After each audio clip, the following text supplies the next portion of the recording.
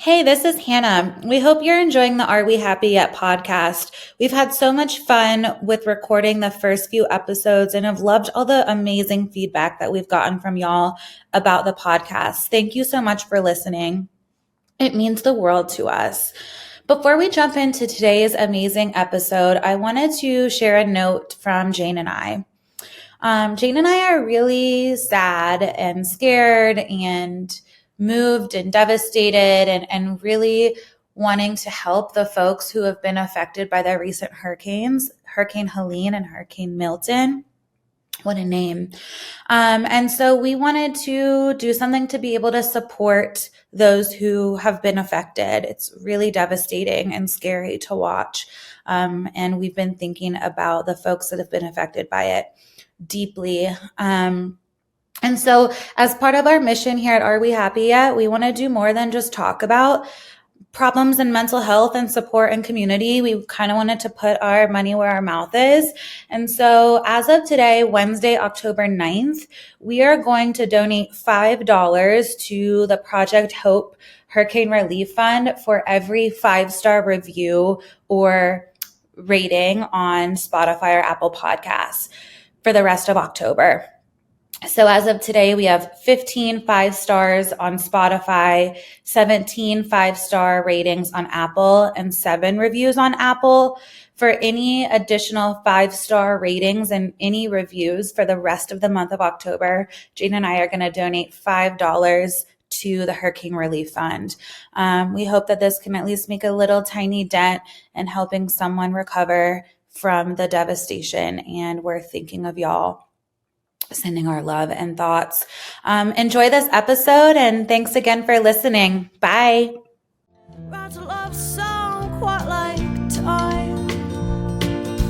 Welcome to Are We Happy Yet? I'm Hannah Buzzo, licensed therapist. I'm Jane Thatcher-Hahn, licensed clinical social worker. We're not just friends, we're therapists who have been working with our clients on improving their mental health and relationships for years. Coupled with our own life experiences, we found ourselves in a conundrum. As mental health becomes less stigmatized and conversations about healing, self-help, and personal growth have gone mainstream, why are more and more Americans reporting lower life satisfaction and increased mental health issues with each passing year? The question kept nagging at us. Despite the growing openness around mental health, why are we seeing an increase in anxiety, depression, and isolation? It's baffling, right? We're all diving into therapy, self-help, psychedelics, meditation, life hacks, you name it. But the sense of connection and well-being seems to be slipping away, no matter what we do. So Jane and I got curious about the bigger picture, how creativity, politics, technology, work, spirituality, culture, and more impact our well-being. Our goal is to spark open, relatable conversations about these topics.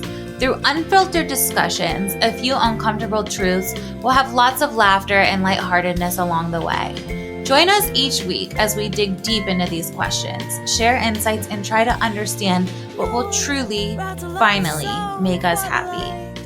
Let's go.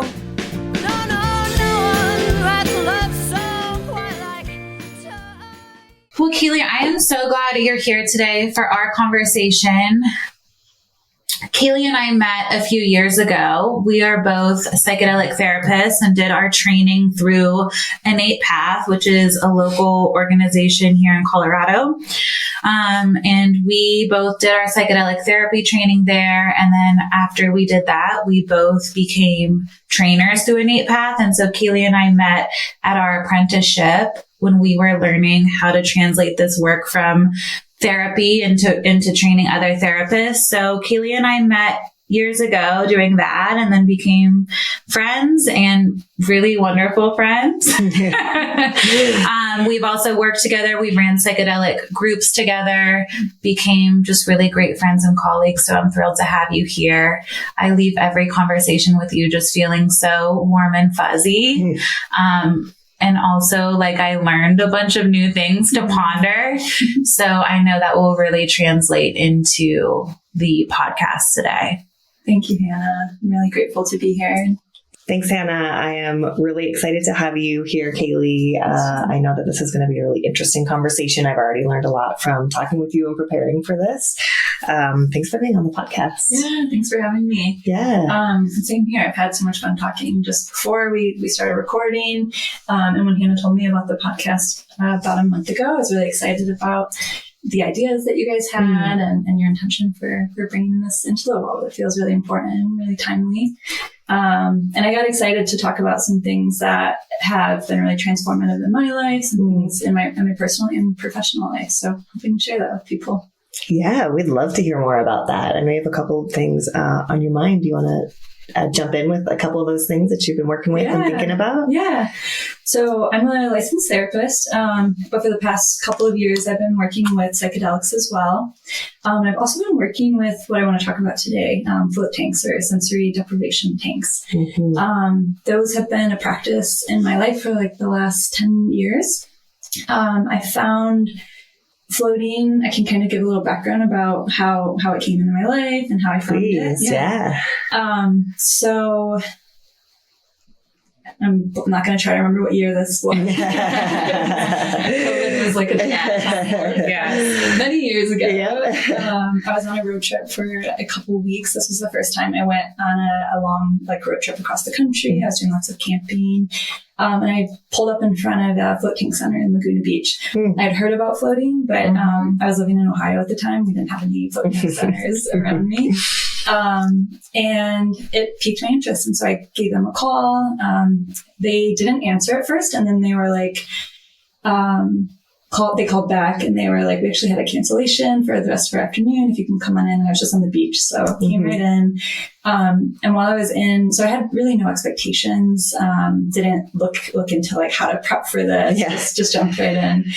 And, the woman, it was actually a couple who owned the floating center. They actually left me and my partner at the time. We were both in separate float tanks, left us in there for 3 hours.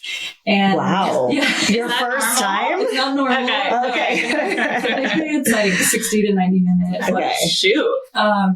We had told them we were on this road trip. We had nothing to do for the day. And they just made the call while we were in there to extend I think someone had canceled after and we were at the end of the day. And it was a gift they gave us. They just let us stay in there. And the strangest thing, I had no idea 3 hours had passed. I definitely lost sense of time. And I think there was a moment where I was like, this is feeling like I'm wondering what time it is, but I was enjoying it so much I didn't want to get out. And got out. And when I left the floating center, I remember I felt like someone had turned up the saturation on what I was looking at. My peripheral vision felt wider. Things felt brighter. I was by the ocean. I had I was more attuned to my senses. I think I didn't know the words for that back then, but now I think that's what was happening. And I got really interested in why that was. Why sitting in this tank of water with Epsom salt and no stimulation for 3 hours had this profound effect on me. So I immediately sought out, is there any research being done on this? Have other people had this experience? And interestingly, at that time, there was a man who was kind of researching the research. And research was being done back in the 70s on float tanks. Wow. But it actually went through a really similar path of psychedelics where interesting. There was funding and interest in this alternative modality. And then around the same time, it started being labeled as a hippie fad, and there was no scientific basis. And so there wasn't to be funded anymore. So this man, Justin Feinstein, I don't know what year he started doing float tank research, but he picked it back up, and I actually reached out to him and asked if he needed any help, essentially, with the research. Cool. And I went to Tulsa, Oklahoma, to the Laureate Institute for Brain Research and became a research assistant on a psychiatric research study with float tanks. So it was definitely a selfish move. I wanted to have access to float tanks and learn more about them and just really immerse myself in the modality. And so I was really lucky. Yeah, I had a really great opportunity. I was in Tulsa for 8 months working with some really smart people and getting to float every day. And then I eventually came to Colorado to become a therapist. The research was awesome, but I noticed that my favorite thing was just talking to people and after their floats, like getting to know how it was and who they were. And I'd wanted to be a therapist. I knew I was going to go to grad school for therapy, but this float tank passion just kind of sidetracked me forward a little bit.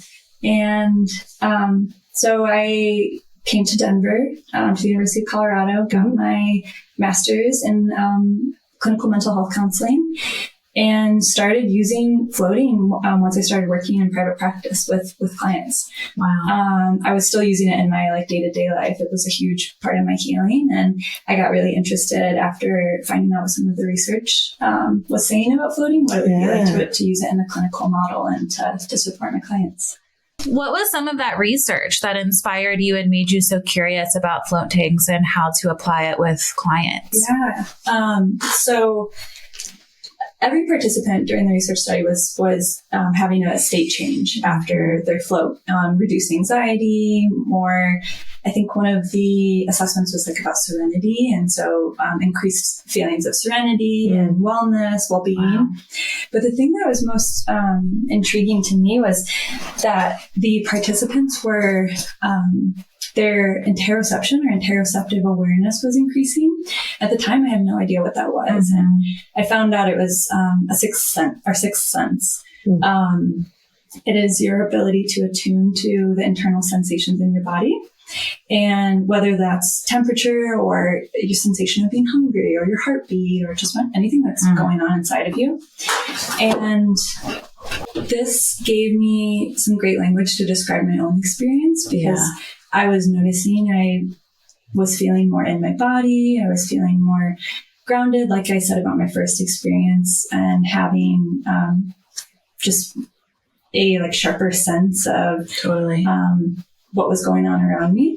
So I got to learn that interoception is actually something that's really important for us. It's how our body finds balance and homeostasis. It's how we regulate our emotions and how we actually can develop a continuity of ourself and our sense of self.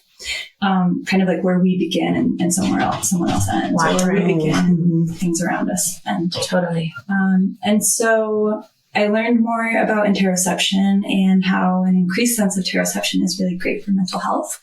I know The Body Keeps the Score is a really popular book.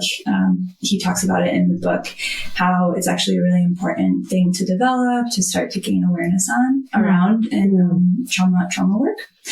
And this all resonated because that's what was happening to me. I was noticing an increased ability to regulate my own emotions.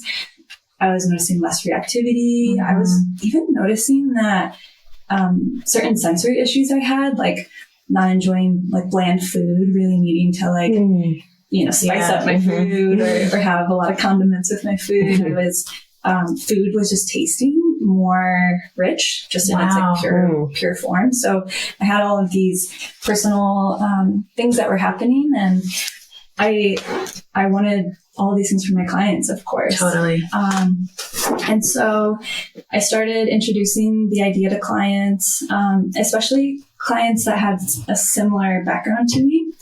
And, were struggling with some of the things that I was struggling with just 4 or 5 years prior. And across the board, I had really great reports back on not only how the experience was, even when people were really anxious about going in, but what people were noticing days after and as it was becoming a practice in their life. I'm curious because this feels really familiar to psychedelic therapy or even using psychedelics on your own therapeutically. Yeah.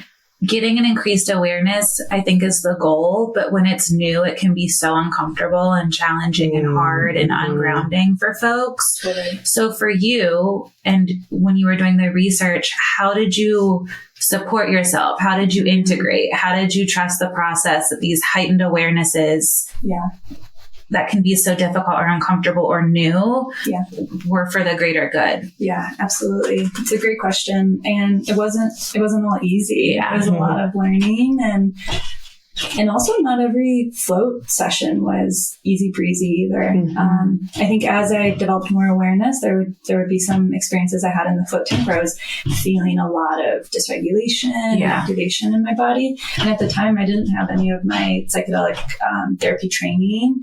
I didn't really have a lot of somatic training at all. So I was floundering. I was looking for and seeking for different things that could support what I was experiencing.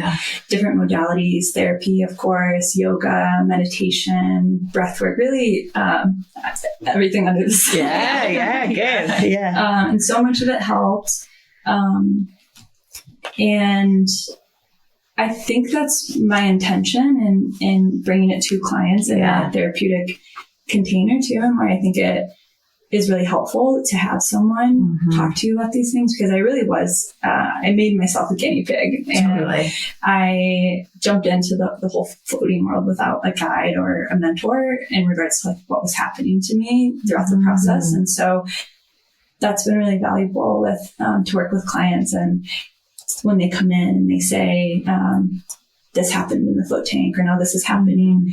All of my own personal experience, but also my training with somatics and with psychedelic therapy has been super helpful to support people. And you were talking earlier before we started recording about the saturation of our senses in the modern world. And when I think back to the vast majority of human history, there was so much quiet, and there was a lot less distractions and a lot less things pulling on our attention. What do you think our sort of saturated senses, I mean, how do you think that's affecting mental health societally? There's really nowhere you can go in our society where you're not sort of bombarded constantly with information and technology and pulls on your attention. I think it's having a really extreme impact on our mental health. Mostly because I think what's been the most supportive thing in my mental health has been being able to feel. And so the more my attention's taken, the more distractions I have, the more overwhelming stimuli, the more dissociated I feel. As an EMDR trained therapist, dissociation, even when I did my training as a therapist, I didn't think about dissociation that much until I did my EMDR training. And feel free, anybody, to jump in on this, but we all dissociate. Right? We all dissociate to some degree. And I think sometimes we think, only really significantly traumatized people dissociate, which is also true. But in our day-to-day world, we're dissociating. And the more dissociated we are from ourselves, the less we're feeling, the less we're tuned in, the less we're maybe having that continuity of self. So just jumping in, I always like to jump in on that word dissociation. And it needs better PR. It definitely does. There's some misunderstanding about it for sure. And I think so much of our culture has normalized dissociation. And like you're saying, this idea of, dissociation is I completely go blank and I see my body, I'm outside of myself. Yes. And I think dissociation is also being on your phone 24/7, having to numb out, like drinking, drugs, TV, certain people pleasing, it runs the gamut. And I think we all show up with different forms of dissociation, but being able to see the role that it plays because it protects us, but also the role that it plays in society, programming us outside of ourselves, right? Totally. Dissociation is my favorite coping mechanism. Mine too. I love it. And I do not like how much it happens unconsciously. For sure. Without my awareness. The most helpful thing I learned about dissociation is that we can dissociate on planes. So we can dissociate, like, what I mean by that is not in your body or just with emotions or with thought. And it doesn't have to be you're totally dissociated and you're out of your body, like you were saying. You can maybe be in your body but have a blank mind or no emotions coming in, or vice versa. I think probably more commonly we're dissociated from our body, but our thoughts are running rampant and we're really in our head. So it's go ahead. I was just thinking one of the things we're really interested on the Are We Happy Yet podcast is talking about I think in the mental health world, we tend to say, well, it's the individual's fault that they're dissociating, or it's whatever happened, this person's history is making them dissociate and it's their fault and they need to go to therapy and sort that out, and on and on and on. But really, we've created an entire society that encourages people to dissociate and be disconnected, and to lose all that internal sense that you're talking about. Totally. So it's hard. It's hard for us to show up and say, I'm going to feel, I'm going to notice, I'm going to be in my body, I'm going to connect with what's really happening. And so we really are interested in sort of that play between the individual responsibility and then looking at the society around us and saying, this is not set up for humans to succeed or to be well or to feel good. Totally. I'm just curious your thoughts on that and how floating might support us in this sort of wild world we're living in now. Yeah. Dissociation is just, it turns on when we're overwhelmed. That's what it's there for. When there's too much coming in and our nervous system can't take it all in or make sense of it all. And so I love that you brought that up, because I think there's so much going on around us, you know, whether you're taking in a bunch of like violent media or you're in a huge crowd with lots of like lights and really loud music, or the traffic that we all deal with, or how busy grocery stores are. Or on your phone, in your computer, watching a TV show. Totally. And a lot of times I don't think we are consciously thinking, I'm overwhelmed. This is too much. Because I think it's so normal for us, like you spoke to. It's the water we swim in. What are some of those red flags? Because I think some of us, even me, I've had to do so much work on this, and my clients, they come in and, you know, you can tell when someone's at their max and overwhelmed and they have that feeling of, I can't get it all done, or they're anxious. What are some like more subtle somatic ways, introspective ways that folks can start to identify, maybe my system is overwhelmed. I don't know it rationally, but my body is. I think the biggest ones I'm noticing, especially in my practice recently, are a sense of urgency or like not having enough time. Time scarcity. Often for me, it will show up. Floating is something I love to do. And if I'm feeling really out of my body, I will make every excuse not to go do it. It's a lot of resistance to slowing down, to making more space, which is kind of a paradox, right? You feel like you don't have time and that there's like this urgent sense. And yet the thing that will help that is slowing down. Totally. It's really hard to hold both of those. It is. And it's hard when you get like a stamp of approval for being busy or being successful, or I don't have time, or, you know, again, that cultural piece, the water we swim in is let's be busy all the time and let's hustle everything, all moments and all days. Which I think is why I'm curious your thoughts. Anxiety is so prevalent, and like I'm anxious as fuck. I'll just say that. Like I'm not pointing any fingers. You and I could just fully disclose that we're both anxious as fuck all the time. But because it is so uncomfortable to go against, you're exactly right, this feeling of this sense of urgency, what would heal it or be the antidote is what feels so impossible. And it goes against culturally. I mean, for me in this path of healing, as of late, it's been, well, I'm not going to produce and do as much, but that's what I get good feedback on from my friends, from my family, from Instagram, from my bank account. Why it's so prevalent is it goes against literally what the anxiety is telling us, but also what culture is telling us is good. And I think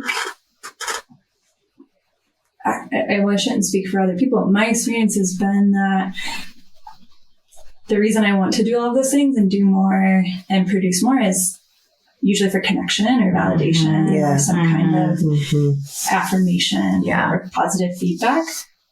And it's never enough. And the experience of floating has brought me into connection with myself, which to be honest was really scary at first. Like going and devoting so much time to just being in a tank of water by myself felt really isolating and really scary. And it wasn't until it became more of a practice, and I noticed I felt more connected to myself, that I was more encouraged to do it. So a lot of, I'll send a lot of clients, and, the first couple of times they can't imagine this being a practice, because it is, like you're saying, like it's doing nothing essentially, which is going against everything that we're being programmed and conditioned to do. How did you manage those initial thoughts or fears or resistance? Like, how did you move through that? Yeah, it's a great question. It feels like a different lifetime ago, but at the same time, it still happens. I definitely don't want to make this sound as if like floating is this super positive experience, or I always want to do it. And it's still me being in there with my thoughts and my feelings and by myself, which I've floated for hundreds of hours, and I still have a lot of resistance to it. I don't know if that's something that I'll never have resistance to. But again, just the practice and knowing how much it's benefited me, seeing the progress it's helped me make in my own life is the motivator, the reason I keep going back and doing it. Because the more connected I feel in myself, the more connected I feel to the people in my life. In my last ketamine-assisted therapy session... Have you done more than one? I've only done one. Okay. And in that session, I do a lot of parts work with my therapist, and a part of me was sitting on this bench and just kept saying, what am I if I'm not producing? That was the word that just kept coming up, and I couldn't. It was a big block for me. I have to produce. What is my meaning? How do I exist? How am I identified? What's the point if I am not producing? And that's clearly coming up for me a lot. Staring me right in the face, So I think that's a good question. And I love that I'm assuming the floating helps. Probably you confront that question and work through it and all of those pieces. Yeah, so I would love to share a little bit about why I think that is. I know I shared about interoception a little bit and why it's so important, and I want to go a little deeper there. So as I was getting more in touch with my body, I was understanding my emotions more and feeling things that come up in my body that I never had experienced before. A lot of like anger or feelings of rage, and that was really hard. And it also gave me a lot of information about what was important. And I started learning that on the other side of these emotions, which I now have more access to, thanks to sitting in a float tank in the dark.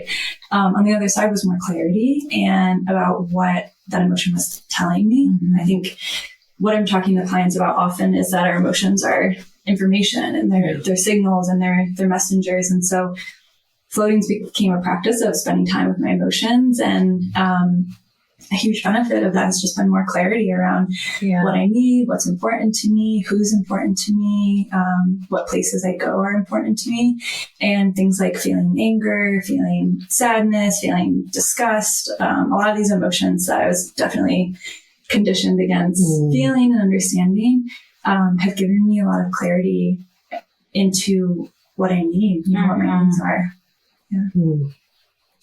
And you did talk about how it has changed your relationship with substances. Can you share a little bit more about that? Yeah. I think that goes right into what I was just getting into, and with your share about this question of who am I if I'm not producing. I realized after a few years into floating that a big part of my identity was drinking and going out and partying and using substances.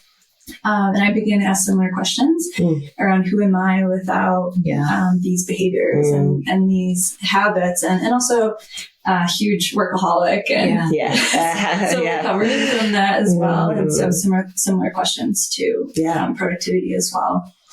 And as I started feeling more embodied and in touch with my emotions, I started realizing who I was. I think my emotions and leading into what my needs were, or I'll say that a different way.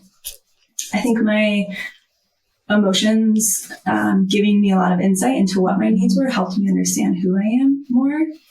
And I realized I wasn't alcohol, I wasn't partying, I wasn't success in work or career. What was left, you know, for those of us who are still over-identifying with work and substances, you know, like at that point, and maybe you don't have an answer, or maybe that's just part of the journey you're on, but as you're there floating in the tank, what's kind of, what comes up? Just curious. Yeah. A sense of just being and feeling connected. A lot of feelings of contentedness and not feeling drawn to this urgency or seeking.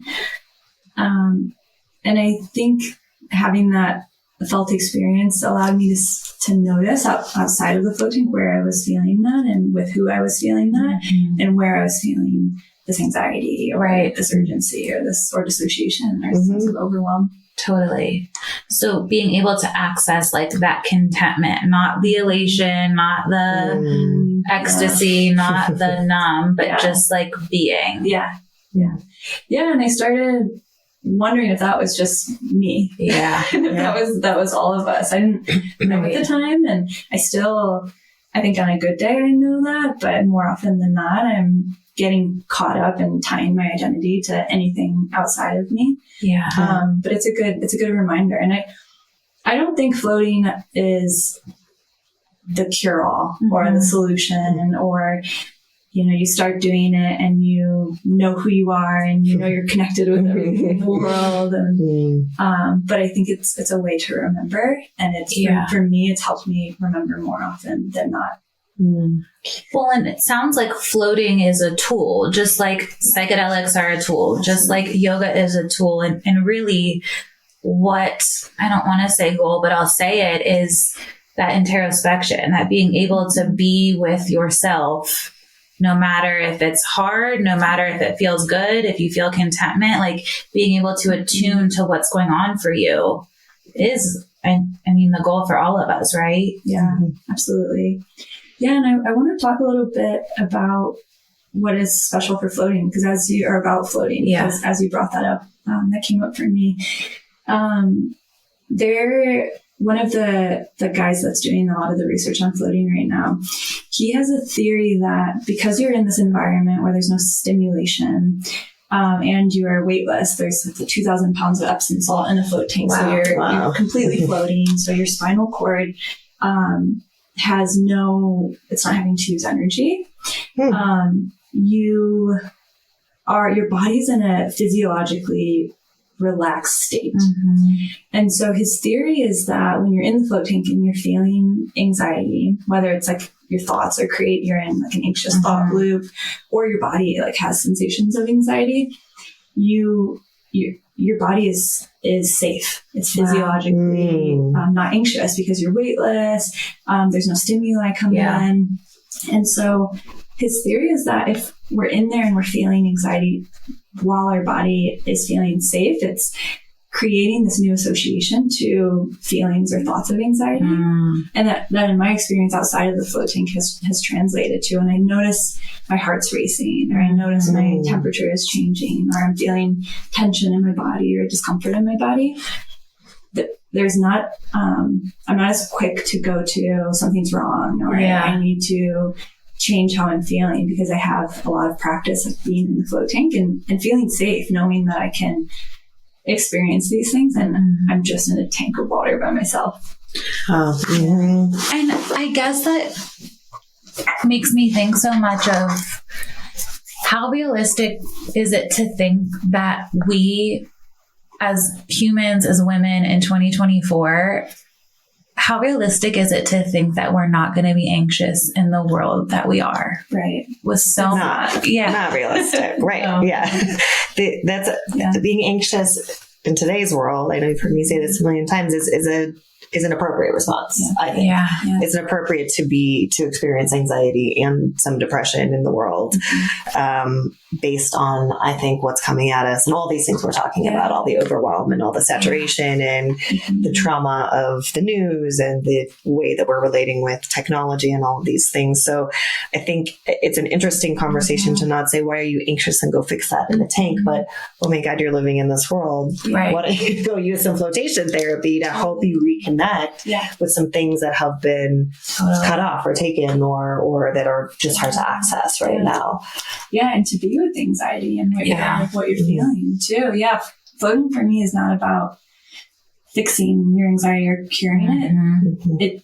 I do feel reduced anxiety after that, but it's directly because I'm feeling the anxiety 100%. And you're feeling it in a safe environment, which is how hard would it be to manage that with horns blaring at you and, all of the stimulation. And what's fascinating, and I think why somatic awareness and being able to bring the body into whatever you're doing is what you're saying, like the spinal cord. It's not this rational thing we're thinking ourselves out of. Literally, the body is able to release pressure and relax.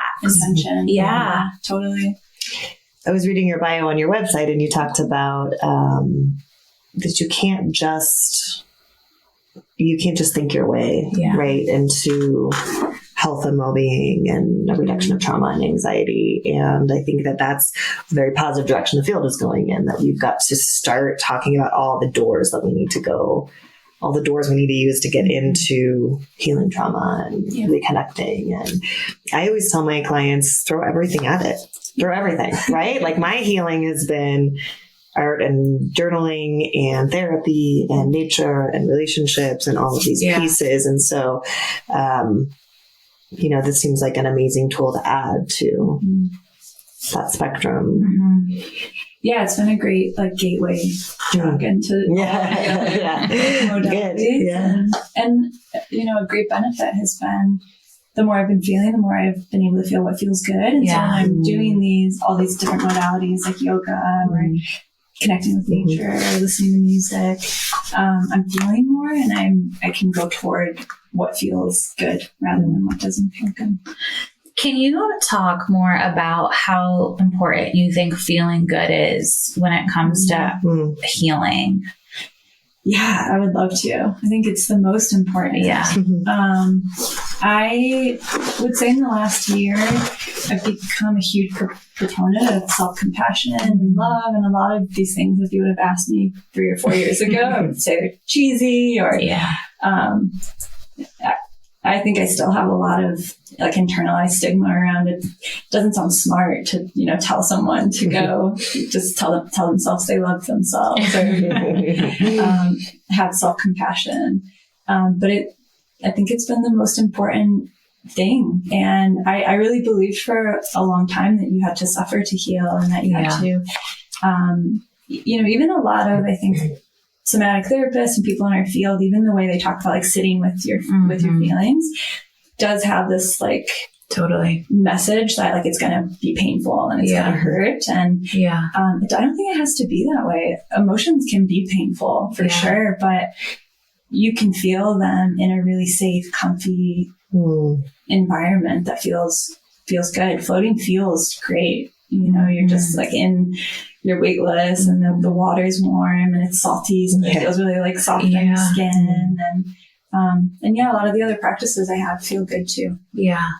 And I think that's so important, because I think, unfortunately, a lot of us have grown up or had experiences that feel fucking horrible, right? And that almost becomes our baseline, and hustling and anxious and overwhelm and the da-da-da-da-da. And I completely agree with you, Kayle, that so much of the work is increasing our tolerance of feeling good and not feeling guilty for feeling good and then self-sabotaging and feeling good, or feeling good here and then making ourselves feel bad. It's really allowing ourselves to feel good, which, and tell me what your thoughts are, I think is our birthright. Yeah, absolutely.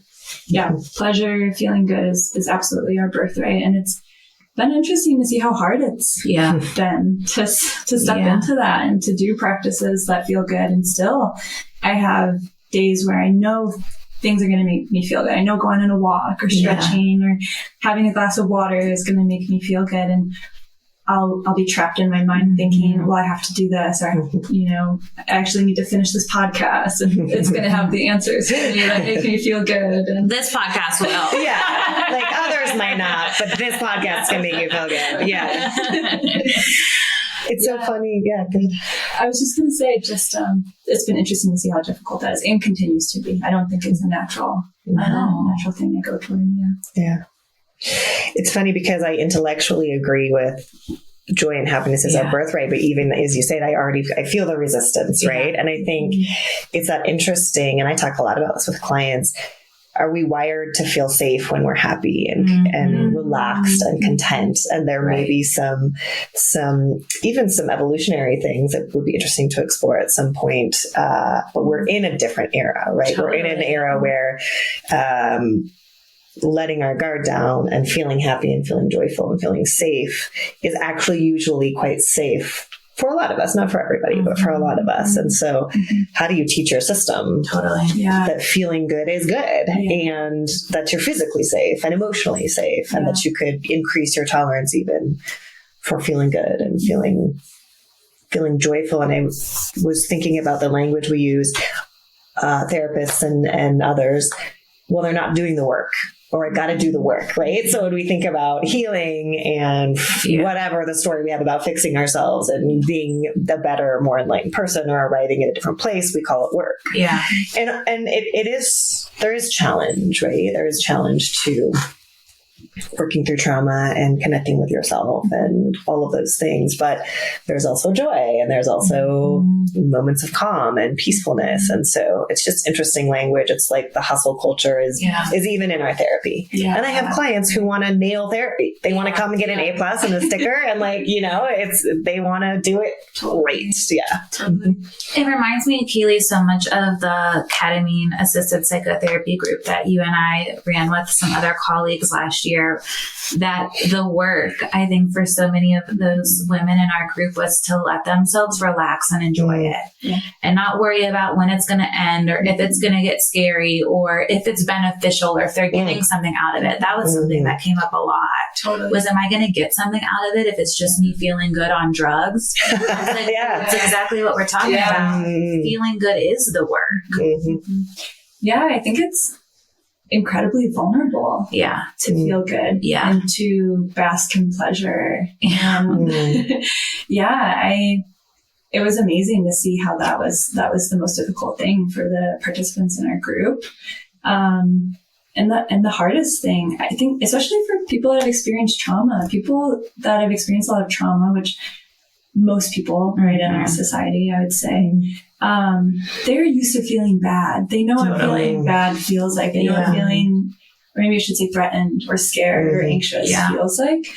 They're not as familiar or comfortable with what feeling good is like. Yeah. And I see that extending to the way we relate to work, right? Like urgency, as you talked about, which is a great word. We're just really comfortable with urgency now and with being available all the time. Yeah. I'm always accessible. You can get me by email or text or phone call. Yeah. You expect an immediate response. There's never enough time. There's always too much work to do. Right. And so then you just work from that space, right? That's familiar and comfortable. And sitting down, for me, the thought of sitting down with a calm mind and thinking I have as much time as I need to get everything done today is totally foreign. That's not how I've been sitting down to work recently. And so this conversation is very hopeful for me in that way. Yeah. Yeah. It's a great reminder. And I think it's something my own work is to move through. It's wrong to feel good, or I should earn it, or I'm lazy, like all the narrative that comes in. But it's, a great reminder that I think for the vast majority of us, we could probably use more time doing nothing and just letting ourselves feel good. Yeah. Yeah. Yeah. And in my experience, it's been wild. I still sometimes don't believe this, but the more I've slowed down, the more space I felt like I've had and the more time I felt like I've had. I have a Post-it note in my office that says, "You have no time to rush." Wow, yeah. I look at that every day. And it feels really true consistently. but again, not easy and not something that we're rewarded for. That's reinforced. And I think a big thing that is consistently difficult for me is feeling like when I do slow down, when I do focus on things that feel good and pleasurable, I will feel disconnected from some either people or even just narrative like in our society. And I think it can feel isolating. Yeah. Do you feel like, so what you're describing is I'm slowing down, I'm connecting more to myself, but then I'm disconnected to the narrative of hurry and rush, or like the kind of cult or connection around like, I'm so busy, I'm so busy too, kind of thing. Totally. And then you're not getting that feedback loop of I'm posting something online that's great and my life looks awesome, or the feedback loop of money or career or you're doing a great job. Is that kind of what you mean? Okay. Yeah. Yeah, that makes a lot of sense. That beautifully. That's, what I was thinking. Yeah. So it sounds like floating. I mean, sign me up after this. Seriously. I'm like gonna book mine. Seriously. But floating is a great tool for increasing introspection and then contentment and feeling more safe in your body. Yeah. What is a practice that someone wouldn't have to go to a place or pay money to increase that today? I'd say meditating. I know that's it's not one that yeah. You know, really though, anything that say meditate. you can keep that's going. My own shit. My own resistance to doing nothing. Really though, I don't mean sitting down and meditating. You know, and just sitting and being with your thoughts. I think that's great if you can do that, but I think it's really hard for a lot of people. Maybe I should say like being more mindful and slowing down. You know, I think that's something that anyone can do after they turn this podcast off, is even if it's just for 5 minutes, have a practice of I'm going to slow my body down. I'm going to slow my awareness down. I'm going to do, whatever it is that you're doing next, just try to do it a little slower than you used to. Yeah. I love that advice. That's something I say to clients. I'm like, okay, slowing down doesn't mean you quit your job and move to Hawaii. Like walk to your car from this appointment at a slower pace. Like even that can literally transform us. Yeah. Notice how you feel when you're interacting with whatever it is you're interacting. Notice how the song you're listening to makes you feel. Notice how the conversation you just had makes you feel. Notice how piece of food you ate just now makes you feel, and bring awareness to it, and non-judgmentally, which I think is the important thing about meditation, which doesn't seem to be communicated a lot of the time.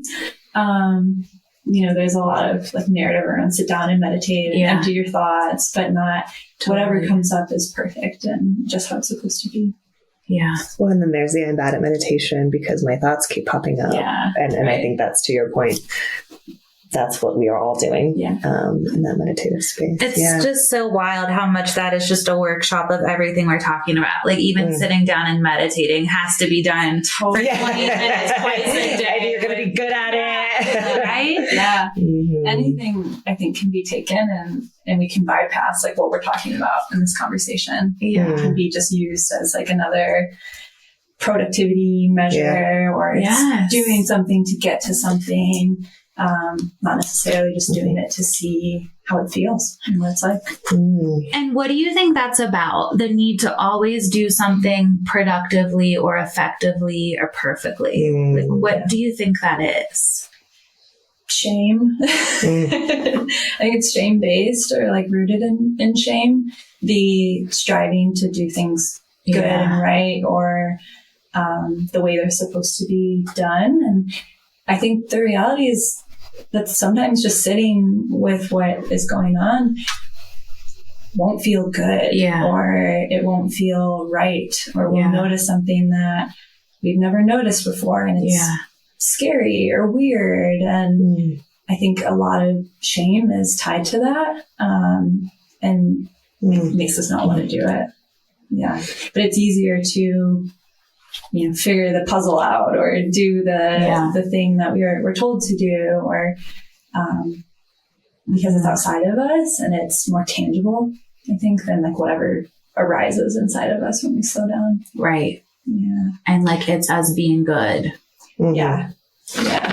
Totally. And only connecting with what we deem good parts, right, or good feelings. And in the parts world or internal family systems, there's a lot of talk around the parts that are in exile. So if you have a part of you that feels a lot of, you said some great, anger, disgust, shame, fear, you might immediately run to a place of dissociation from that part of yourself or that emotion, because that's not what's socially acceptable or not socially acceptable for you or your family system. Yeah. So a lot of running from those things instead of having the entire human experience of all of it, top to bottom, side to side. Yeah.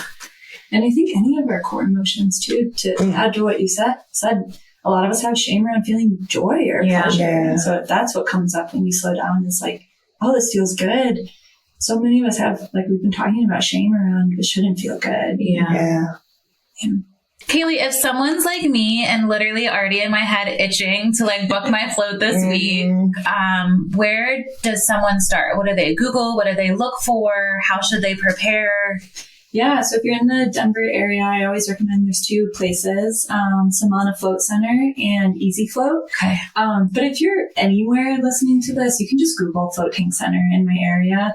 And there's also a website called clinicalfloatation.org that is a website just dedicated to all the research and news articles and things that are happening with floating right now, like the research that's currently being done. That's a great resource for therapists to have to give to their clients so they can learn all about floating if they want to before. I do say try to go in without expectations, but for a lot of people, knowing like what the experience will be like and what the research is really supportive.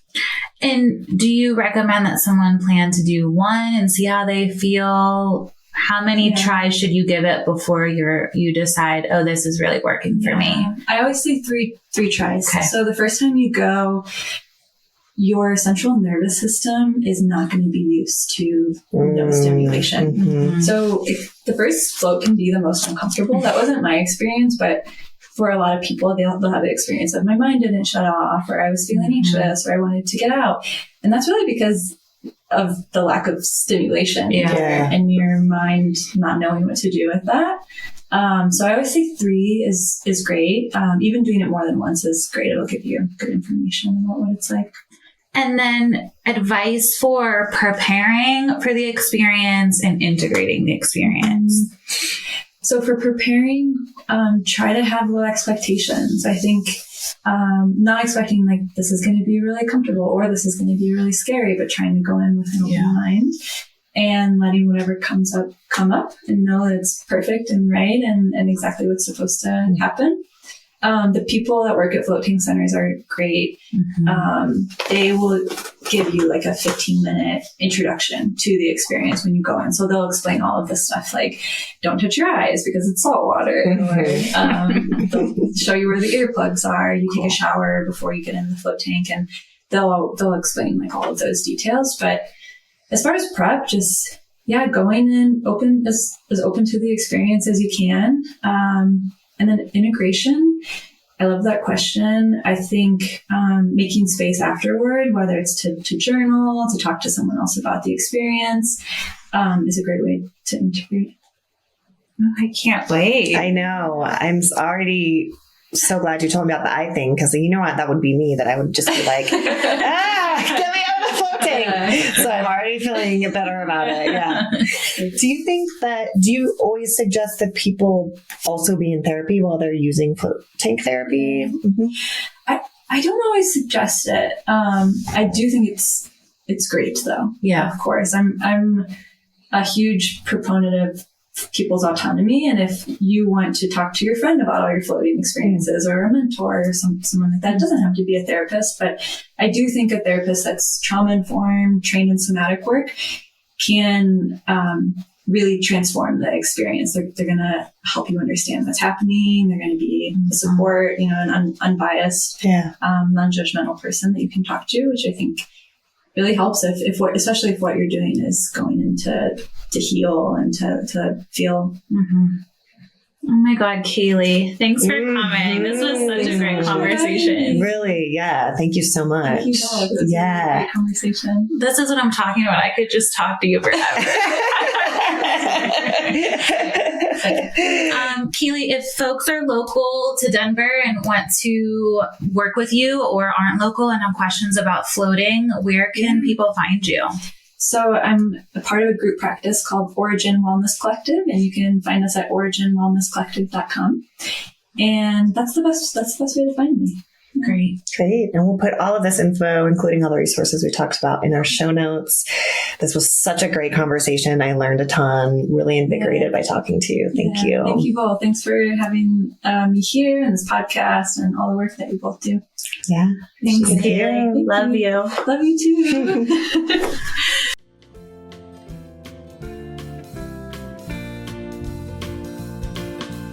You've been listening to Are We Happy Yet? A podcast brought to you by Green Roof Studios.